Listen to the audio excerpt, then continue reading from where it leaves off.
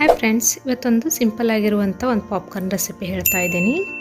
ನಾನಿಲ್ಲಿ popcorn seeds ಮಾರ್ಕೆಟ್ನಲ್ಲಿ ಸಿಗ್ತವೆ, ಅವ್ನು ತೊಗೊಂಡು ಬಂದಿದ್ದೀನಿ. ಪಾಪ್ಕಾರ್ನ್ ಸೀಡ್ಸ್ನಲ್ಲಿ ಸ್ವಲ್ಪ ಎಣ್ಣೆ, ಅರಿಶಿನ, ಉಪ್ಪು ಹಾಕಿ ಸರಿಯಾಗಿ ಕಲಿಸ್ಬೇಕು.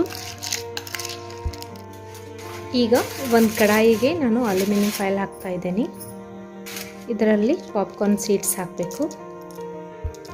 ಫ್ರೆಂಡ್ಸ್, ಕಡಾಯಿ ಆಲ್ರೆಡಿ ನಾನು ಸಣ್ಣ ಉರಿಯಲ್ಲಿ ಬಿಸಿ ಮಾಡಲಿಕ್ಕೆ ಇಟ್ಟಿದ್ದೆ. ಇದು ಅಲ್ಯೂಮಿನಿಯಂ ಫಾಯಿಲ್ ಹಾಕೋದ್ರಿಂದ ನಾವು ಇದರಲ್ಲಿ ಹಾಕಿದಂಥ ಅರಿಶಿನ, ಉಪ್ಪು ಇದು ಹತ್ತೋದಿಲ್ಲ, ಕೆಳಗಡೆ ಕಪ್ಪಾಗೋದಿಲ್ಲ ಪಾಪ್ಕಾರ್ನ್. ಅದಕ್ಕೋಸ್ಕರ ಈ ಮೆಥಡ್ ಮಾಡ್ತಾ ಇದ್ದೀನಿ ಫ್ರೆಂಡ್ಸ್.